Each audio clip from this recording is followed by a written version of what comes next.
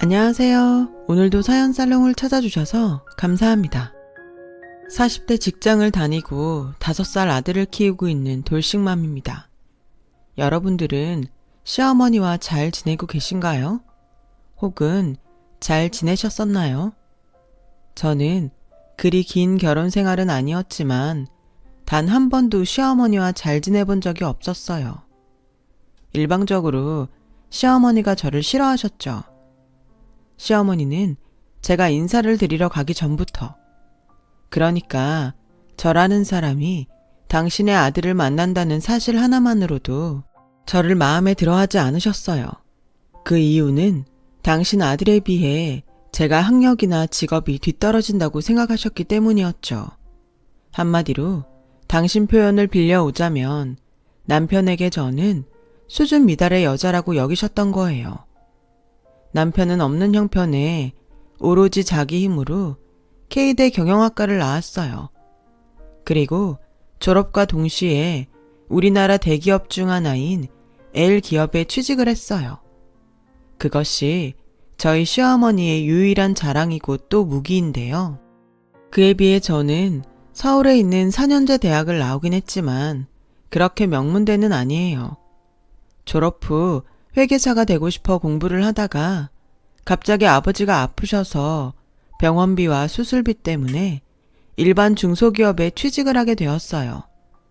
안타깝게도 아버지는 5년 투병 생활 끝에 세상을 떠나셨고, 당시 작은 미용실을 운영하던 엄마와 저 단 둘이 남게 되었는데요.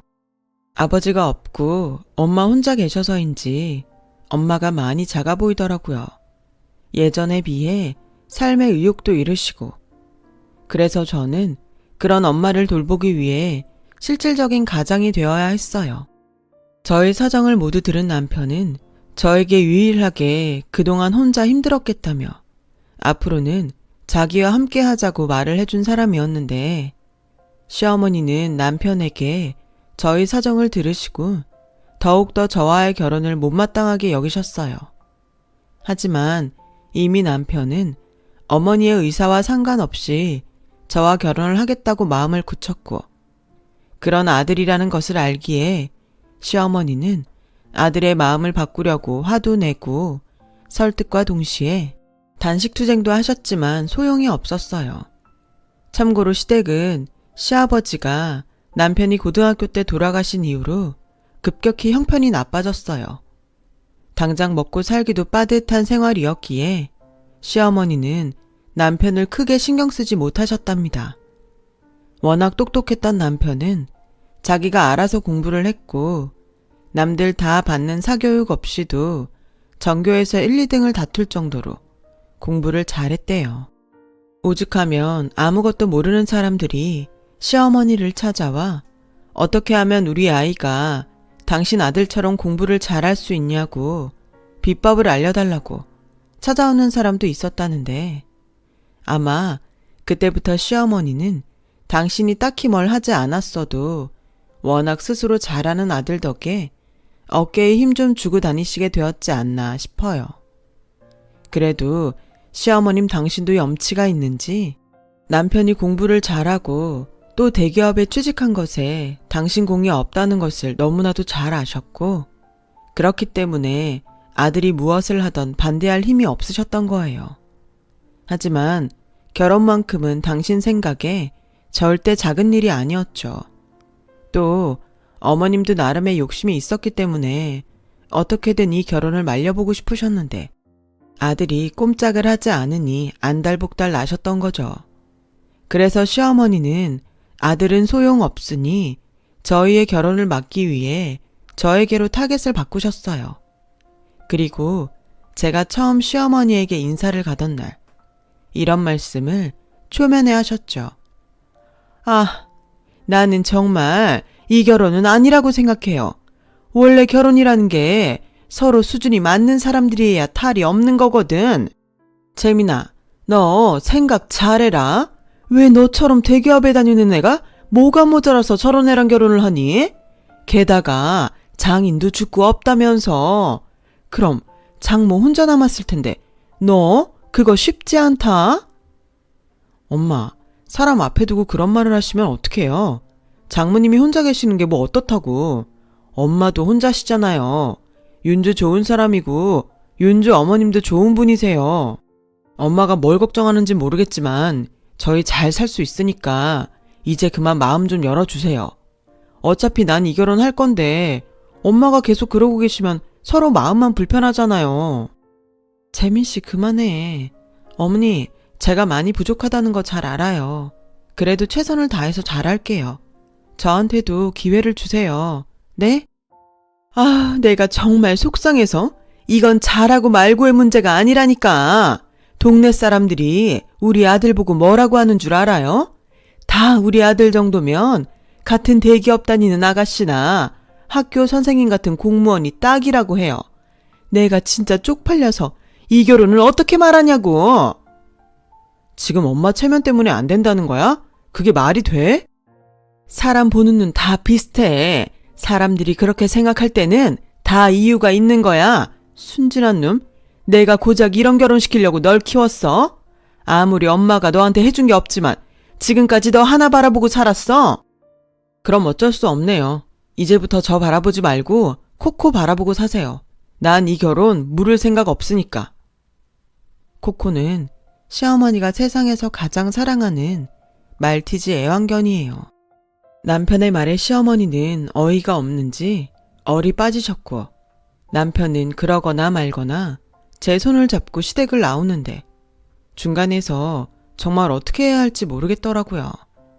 게다가 남편과 연애하면서 듣기로 시어머니와 남편이 남들이 부러워할 정도로 사이가 좋다고 들었는데 저는 저 때문에 그 둘 사이가 멀어지는 게 아닐까? 여간 마음이 불편하지 않을 수 없었어요. 그래서 결혼을 좀 늦추더라도 어떻게든 시어머니한테 인정을 받고 싶었어요. 그때는 무슨 오지랖이었는지는 모르겠지만 저희 엄마가 그렇듯 시어머니도 그동안 의지하고 살던 자식을 장가 보내는 일이 쉽지 않은 일일 테고 또 당신 나름대로 바라던 며느리상이 있었으니까 그 마음도 헤아려 드리고 싶었어요. 왜 그때는 그렇게도 시어머니와 잘 지내고 싶었는지 모르겠어요. 아무튼 그때 제 마음은 그랬어요. 언젠가는 시어머니가 저의 마음을 받아줄 거라고 믿으면서요. 그 믿음은 남편을 향한 제 마음이 컸었기 때문인 것 같아요. 콩깍지라고 하잖아요. 그때는 그 콩깍지가 단단히 씌었기 때문에 시어머니의 그런 반대도 그리 크게 신경 쓰지 않았어요. 오히려 남편의 마음이 워낙에 확고하니 시어머니가 측은하게 보였었죠. 저와 남편은 어떤 드라마처럼 만났어요. 첫 만남은 그랬어요. 저희 둘은 저도 혼자, 남편도 혼자 같은 영화를 보기 위해 한 상영관 안에서 처음 만나게 되었어요.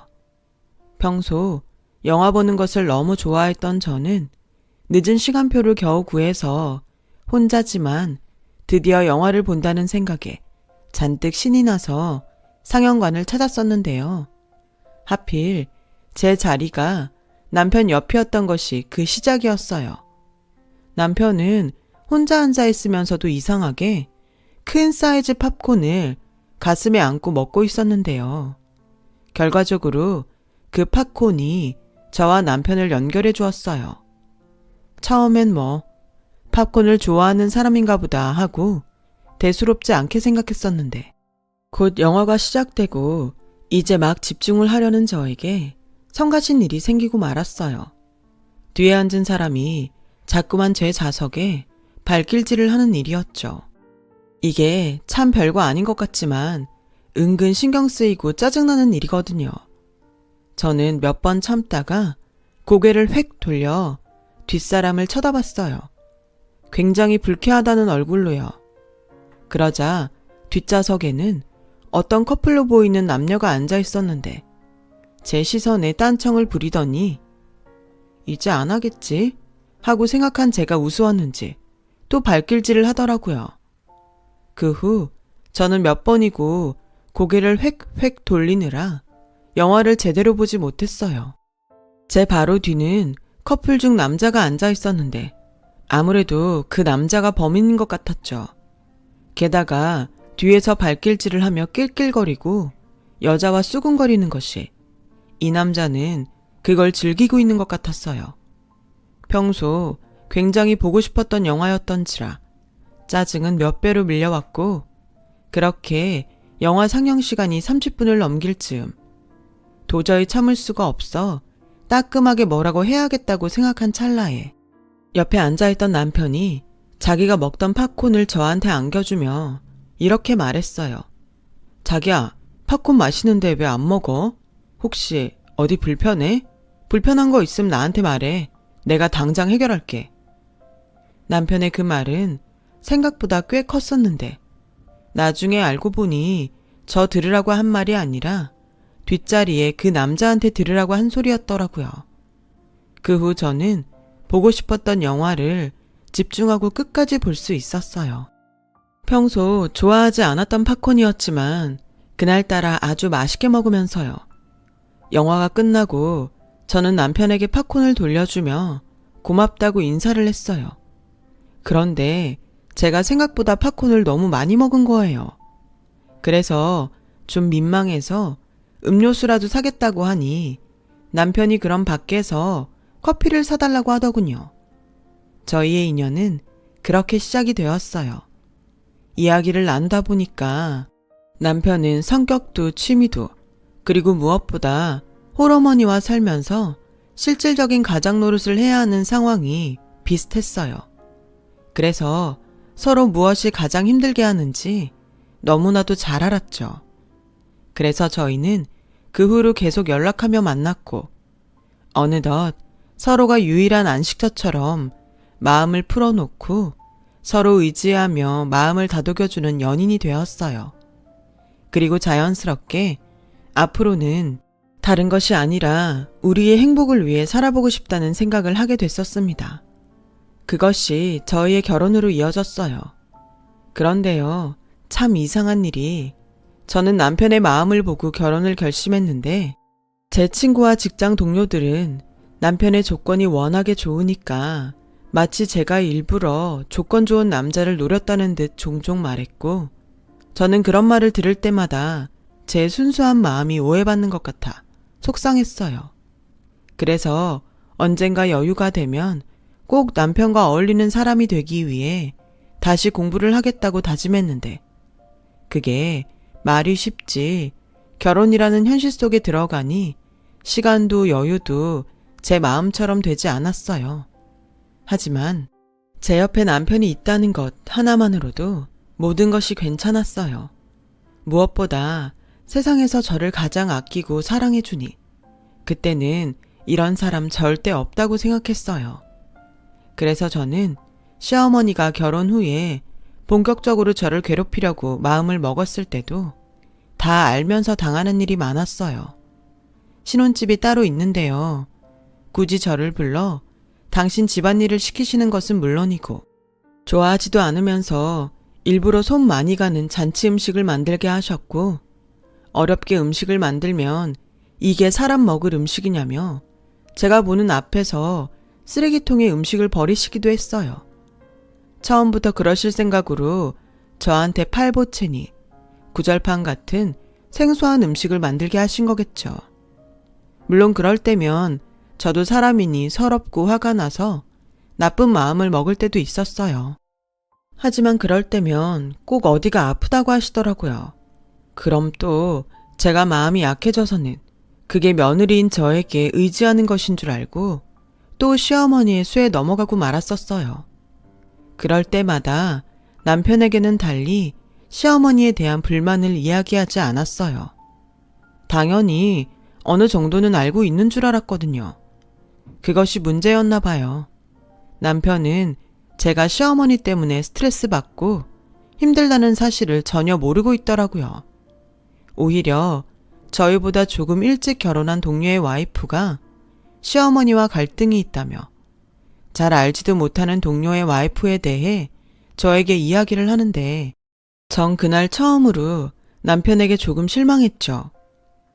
결혼 전이면 몰라도 결혼했으면 그래도 할 도리는 해야지.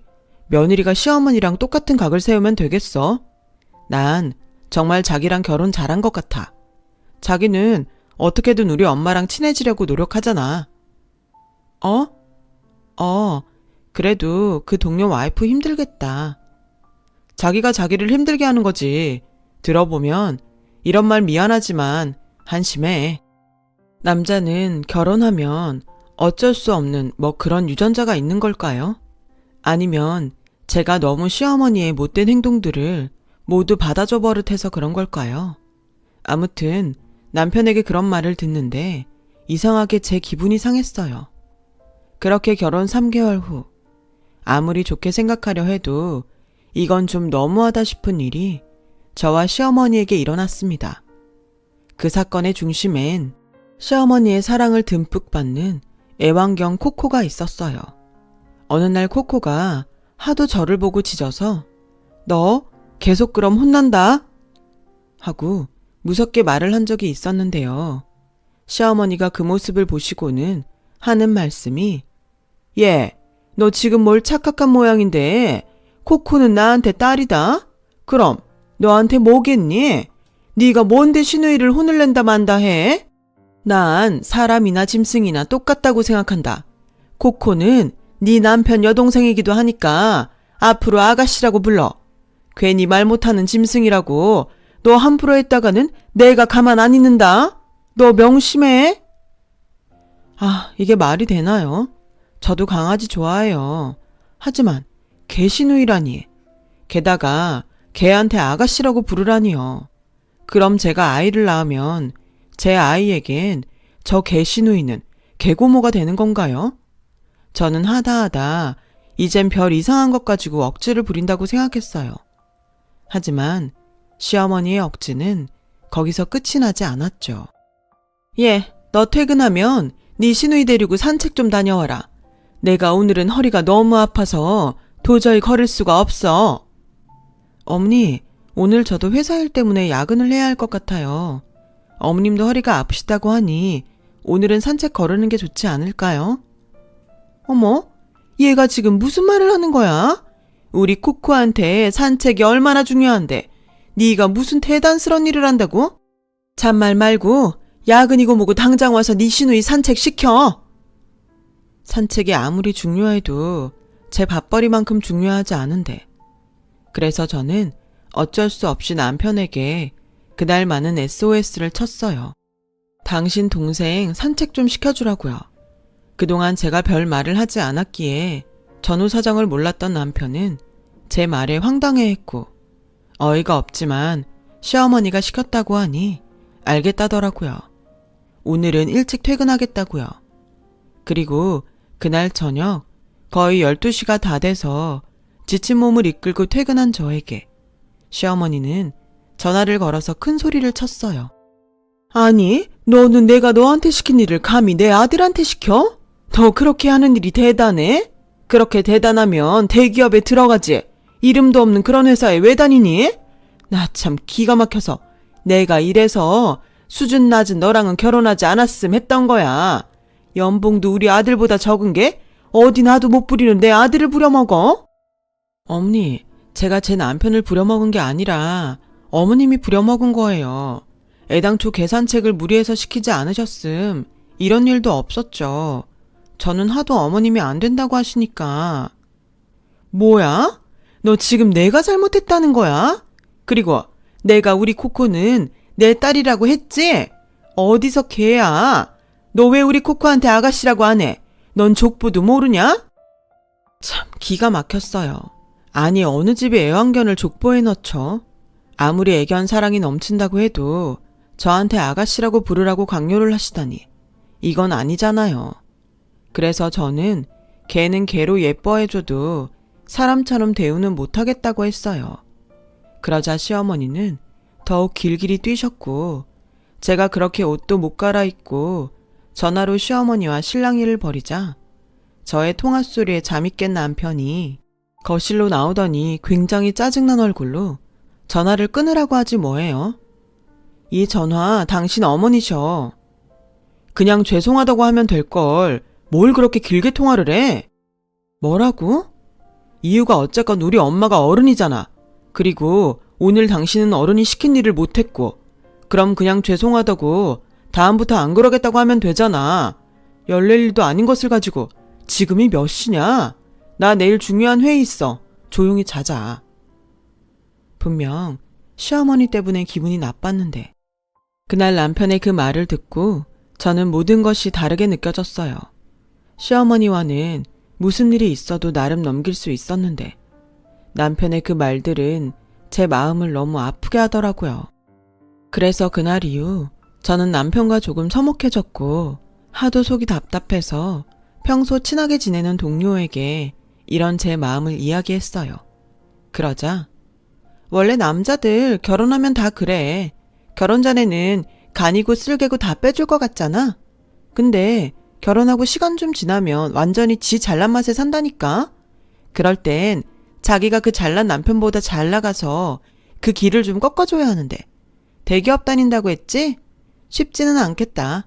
앞으로 자기도 무시할걸? 에이 설마 우리 남편 그럴 사람은 아니야. 저는 아니라고 말을 하면서도 어제 자기 중요한 회의가 있다고 조용히 잘하는 그 말이 자꾸만 떠올랐어요. 그리고 동료의 말이 현실로 될 것 같은 예감에 슬슬 저도 불안해지더라고요. 그래서 저는 아이를 갖기 전에 제 스스로 저의 가치를 높이기 위한 노력을 해야겠다고 다짐했어요. 남편을 사랑하지만 남편의 무시를 받으면서까지 남편을 사랑할 자신은 없었거든요. 그리고 그냥 이런 저의 불안이 그냥 제가 불안해서 하는 걱정으로만 끝이 나길 바라는 마음이 컸어요. 하지만 결정적인 사건은 일어났고 그 사건은 저의 모든 것을 바꿔놓는 사건이 되었어요. 그날은 독감이 한참 유행하던 때였는데 하필 제가 독감에 걸려서 출근도 하지 못하고 시름시름 앓았던 때였어요. 그런데 어쩐 일인지 그걸 알고 시어머니가 죽을 싸우셨고 저에게 먹으라고 하시는데 아파서 그랬는지 아니면 남편에 대한 서운한 마음이 있어 그런지 평소와 다르게 시어머니가 반가웠어요. 의외의 행동에 살짝 감동도 했고요. 엄니, 너 입맛 없을 것 같아서 내가 죽을 좀 싸왔다. 재민이는 옮으면 안 되니까 당분간 우리 집에 있으라고 했어. 괜찮지? 네, 감사합니다. 그래, 얼른 먹고 약 먹어라. 내가 앞으로 죽은 매일 가져오마.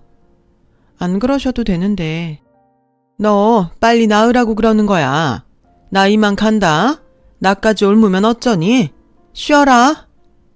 사람이 아플 때 마음이 가장 약하다고.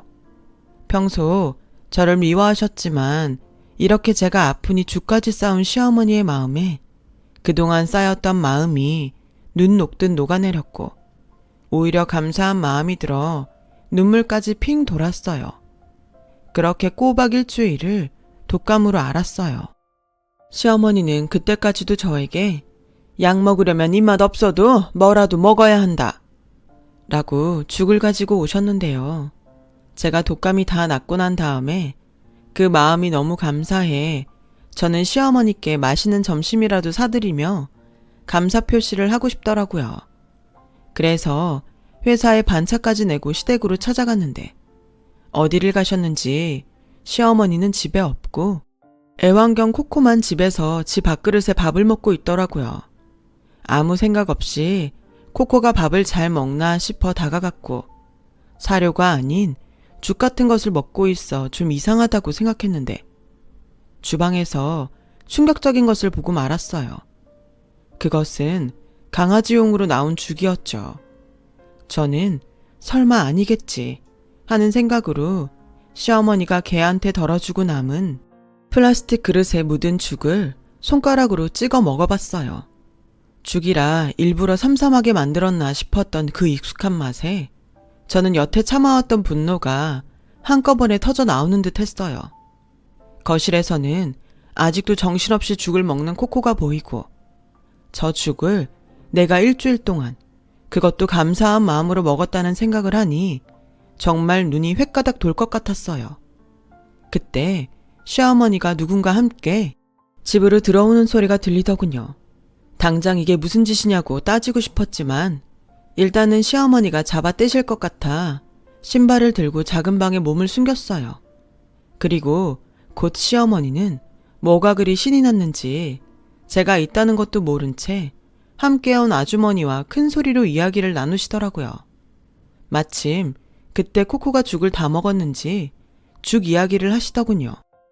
있잖아, 우리 며느리가 독감에 걸렸다는 말 내가 했나? 했지. 그래서 맨날 죽 가지고 왔다 갔다 했다며. 내가 그 소리 듣고 자기가 이제 며느리로 받아주기로 했구나 했다니까. 받아주기는 무슨, 내가 전에 우리 코코가 하도 밥을 안 먹길래 그 쇼핑몰인가에서 강아지용 죽을 샀거든? 근데 우리 코코가 그것도 안 먹는 거야. 내가 진짜 속상해서. 근데 때마침 걔가 독감에 걸렸다고 하고. 그래서 내 아들 걱정에 얼떨결에 걔 먹는 건 내가 알아서 할 테니 너는 집에 와서 지내라 했지. 근데 내가 걔가 뭐가 이쁘다고 먹는 걸 해다 바쳐? 그때 우리 코코 죽이 딱 보이더라고. 어머, 자기 너무했다. 아무리 그래도 사람한테 개죽을 먹이냐. 옛날처럼 먹다 남은 것도 아니고 요즘은 개들이 사람보다 더 좋은 거 많이 먹어. 오히려 조미료도 안 들어가고 더 건강하지. 그런데 걔가 어찌나 그 죽을 잘 먹던지 우리 집 코코죽 걔가 다 먹었잖아. 근데 우리 코코가 지껏 누가 먹는 걸 아는지 오늘부터는 그 죽을 곧잘 먹더라고. 내가 정말 신기해서. 내가 그래서 아까 이 죽을 또 주문했다는 거 아니야? 저는 그때다 싶어 방문을 벌컥 열고 나갔어요. 그러자 마치 귀신이라도 본 듯 같이 계시던 아주머니는 주랭랑을 치시고 시어머니는 얼굴이 붉어져서 딴청을 부리시는데 저는 화가 나서 씩씩거리며 그만 이성의 줄을 놓고 말았습니다. 어머니, 그동안 저한테 주신 죽이 코코 먹는 개죽이었어요? 사람이나 개나 다 똑같이 먹는 거야. 오히려 더 건강하지? 그래요. 그럼 오늘부터 어머님도 드세요. 제가 가까운 애견센터에 가서 한 보따리 사올게요. 어머, 얘 눈 돌아간 것 좀 봐. 너 무슨 광견병 걸린 개 같다 얘. 그래요?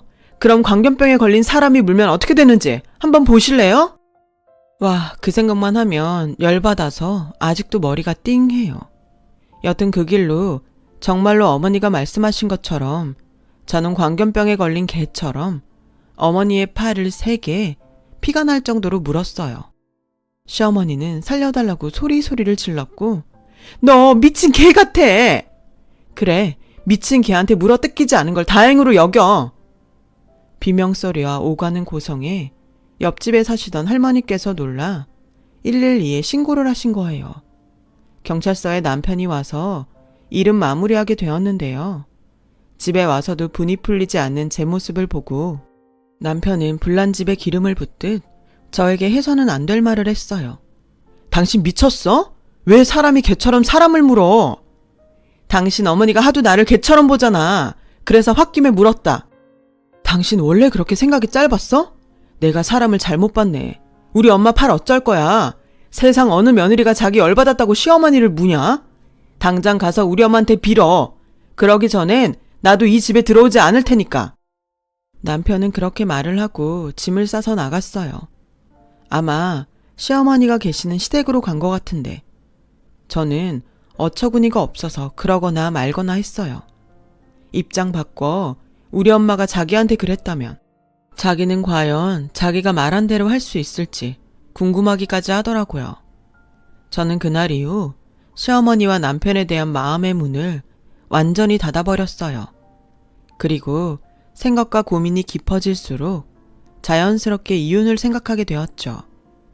무슨 운명의 장난인지 생리 주기가 지났는데도 소식이 없어 설마 하는 마음으로 임신 테스트기를 사서 테스트를 해봤는데 희미한 2줄이 보이더라고요.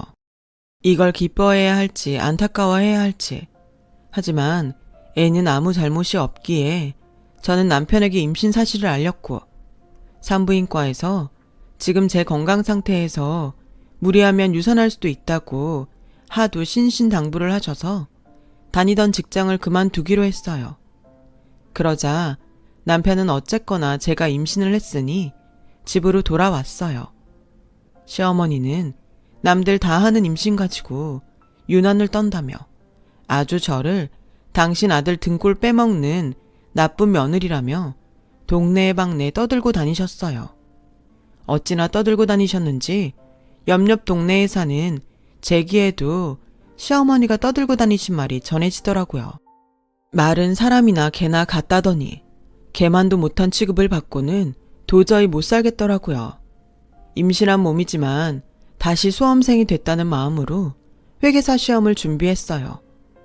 친정엄마는 제가 직장을 그만둬서 용돈을 드릴 수 없는 상황인데 홀몸도 아니면서 공부를 하는 딸이 안쓰러웠는지 당분간은 당신이 저에게 용돈을 주시겠다고 하는 게 아니겠어요? 엄마, 용돈은 무슨 내가 못 줘서 미안하지. 엄마한테 받을 생각 없어.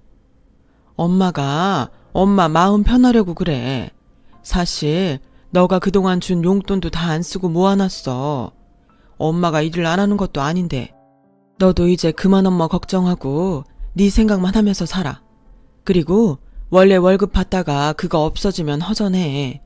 김서방 눈치 안 보이게 엄마가 용돈 보내줄 테니까 그거 써. 됐어요.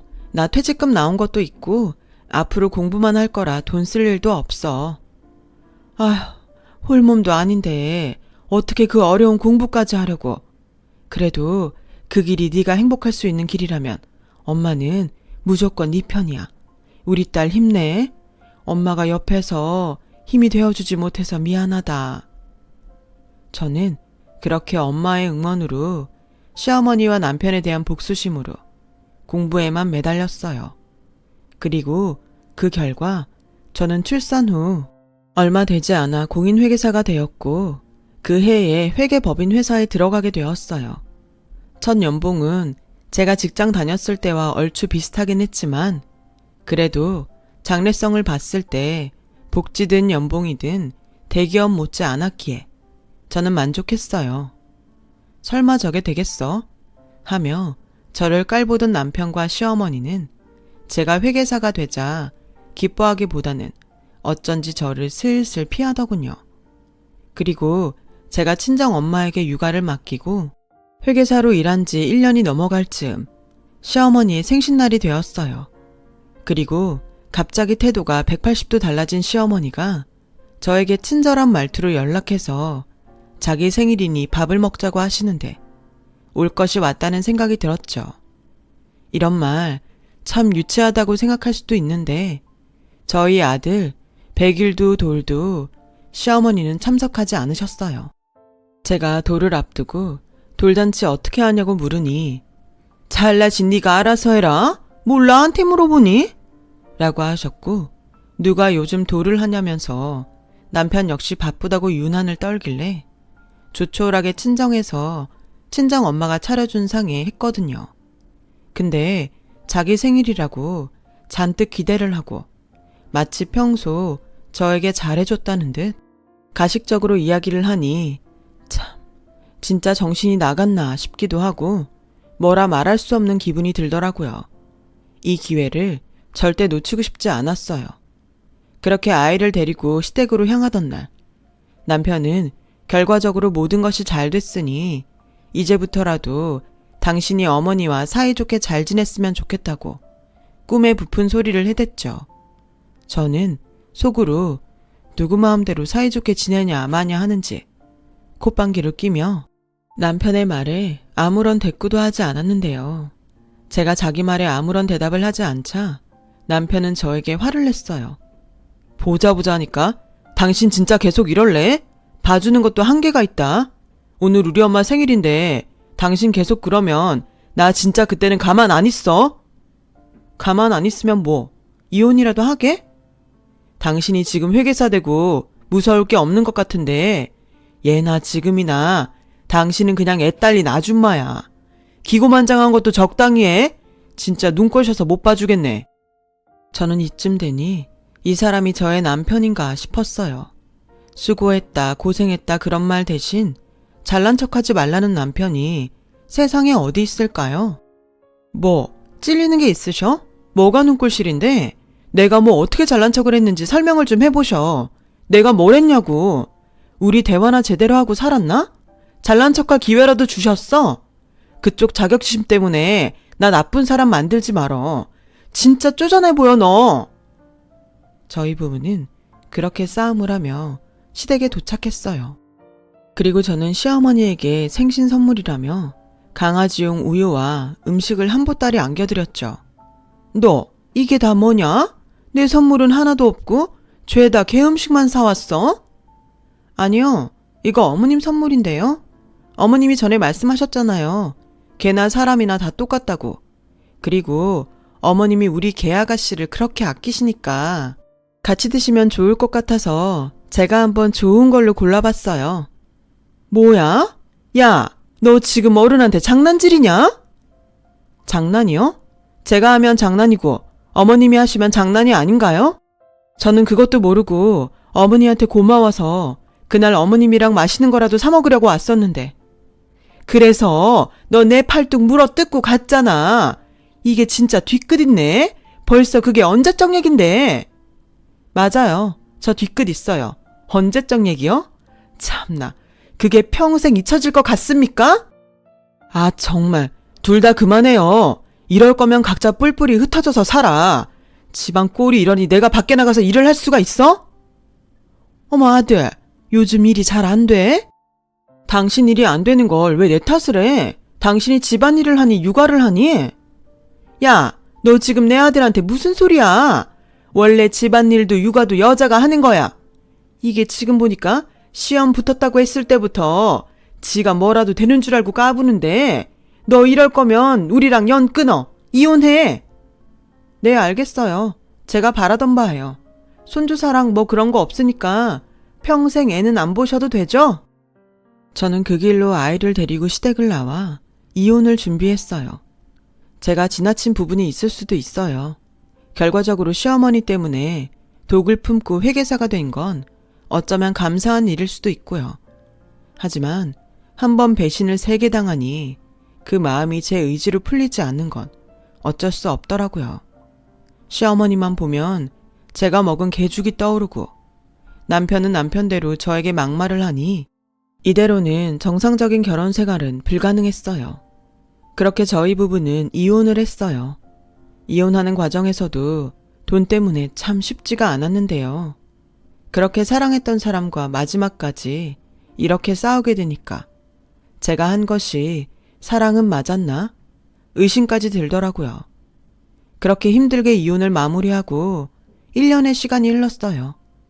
이젠 제법 이혼의 상처도 있고 쉽지만은 않지만 친정엄마와 그럭저럭 아이 크는 모습에 재미를 느끼고 살던 어느 날 시어머니가 저를 회사로 찾아오셨어요. 잘 지내니? 내가 그때는 정말 미안했다. 근데 나는 한사코 나쁜 마음은 없었어. 그러니까 그만 마음 풀고 다시 우리 재민이랑 잘해볼 생각 없니? 내가 우리 손주도 보고 싶고 너한테도 잘하고 싶어서 그래. 우리 재민이도 은근 그걸 바라고 있어. 왜 갑자기 그런 마음이 드셨는지 모르겠지만 저는 그럴 마음이 없어요. 재민 씨도 이혼하고 한 번도 연락 없었고요. 힘들게 이혼했는데 저 다시 그런 지옥으로 들어갈 생각 없어요. 우리 재민이가 큰일이 나서 그래. 네가 그래도 같이 살던 부부잖아. 제발 우리 모자 좀 살려줘. 저는 남편에게 큰일이 났다는 말에도 별로 신경이 쓰이지 않았어요.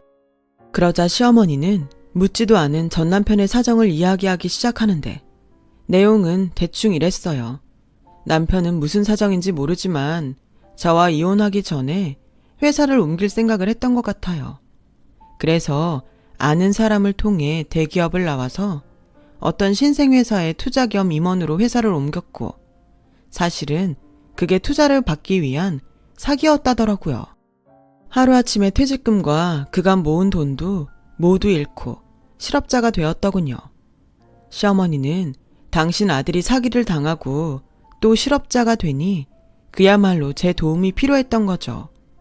앞뒤 가릴 상황이 아니니까 저에게 와서 지난 과거를 사과하신 거였어요. 사람 일 아무도 모른다고 이렇게 하루아침에 사람의 처지가 완전히 바뀔 수도 있다는 것을 그때 처음 알았어요. 그렇다고 이제 와서 제가 헤어진 남편을 위해 가장이 될 수는 없는 일이잖아요. 그냥 모든 것이 자신들의 불찰이니 저는 어쩔 수 없다고 등을 돌렸어요. 지금도 가끔은 전 남편과 시어머니가 어쩌고 있을까 마음이 쓰일 때가 있지만 우리의 인연은 거기까지였던 것으로 생각하고 있어요. 그리고 이제 제법 말도 잘하고 궁금한 것이 많은 아들에게 저는 착하게 사는 것보다 나쁘게 살지 않는 것이 더 중요하다고 가르치고 있습니다.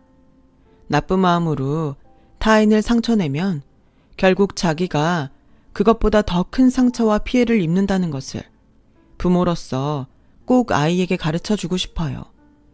시어머니도 전 남편도 어떻게 사는지 알지 못하지만 제가 해줄 수 있는 건 그들이 과거의 잘못을 되풀이하지 않길 바라는 것 같습니다. 지금까지 저의 긴 이야기 들어주셔서 감사합니다. 여러분의 오늘도 내일도 행복하세요. 여러분, 사연 댓글에 응원과 현명한 조언 부탁드려요. 좋아요와 구독은 저에게 큰 힘이 됩니다. 오늘도 좋은 일 가득하세요.